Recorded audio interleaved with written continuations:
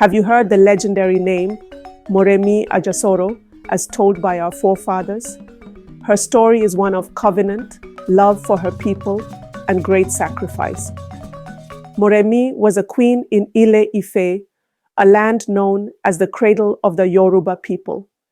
She was not just beautiful, she was brave, wise, and determined. In those days, Ile-Ife lived in fear.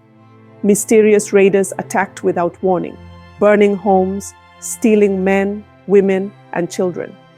They looked like spirits, covered in grass and masks, and no weapon could stop them. The people believed they were gods, punishing them for unknown sins. But Moremi did not believe in fear. She refused to watch her people suffer. She knew there had to be a way to defeat the enemy. One evening, she sat in the palace courtyard, looking at the marketplace. Women pounded yam, traders argued over prices, and children ran barefoot in the dust. But Moremi's heart was heavy. She had seen too many mornings like this, peace before destruction. Then, as the sun dipped, she heard it. Boom, boom, boom. The distant sound of war drums. There is fear in the air. Moremi stood on the palace balcony, staring at the sky.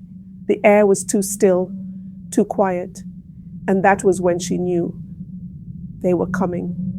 Moremi refused to sit back and do nothing. If the men could not fight the enemy, then she would. That night, she walked to the Esin River, knelt by the waterside, and whispered a vow. If you help me defeat the enemy, I will give you my greatest treasure. The river was silent, but Moremi felt something shift. She knew her prayer had been heard. Now, she had to play her part. Moremi allowed herself to be captured. Yes, she let the raiders take her. She walked alone through the streets of Ile-Ife, ignoring the danger, ignoring the fear clawing at her heart. Then, the wind shifted. She felt them before she saw them.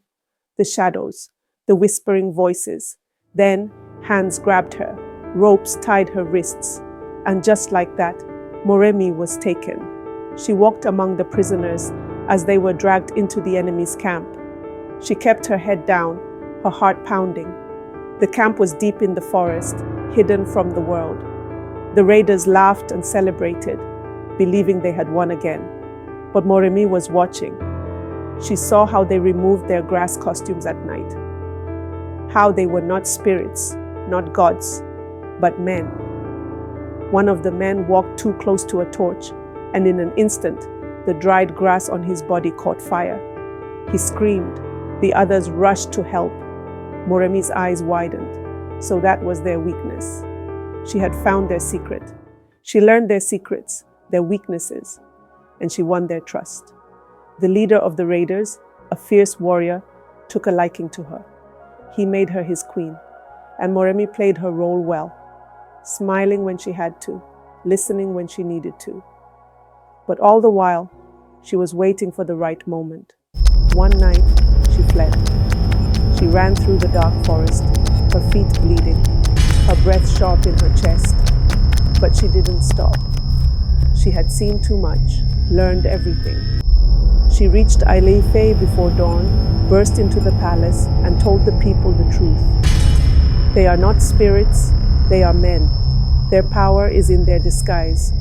Burn their grass clothes, and they will fall like any other warrior.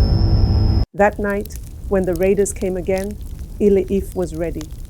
Torches lit the sky. Warriors stood their ground. And when the battle began, the people did as Moremi had said. They set fire to the enemy's disguises.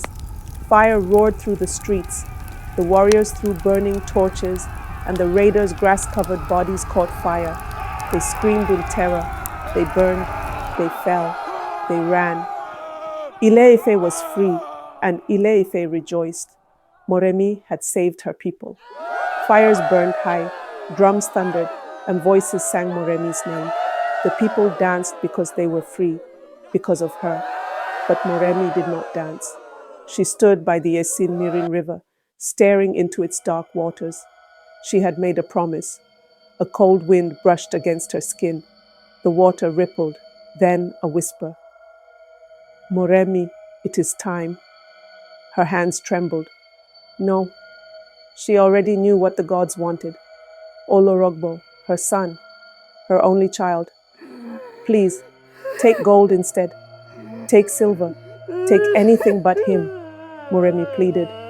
But the gods do not bargain. Tears streamed down her face as she held her son one last time. His small hands gripped hers, his innocent eyes searching for her face, confused.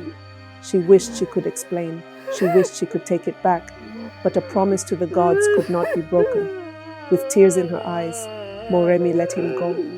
And just like that, the price of victory was paid. Moremi gave her people freedom, but she lost the one thing she loved the most. Heartbroken, she left the palace, walking away from the life she had once known.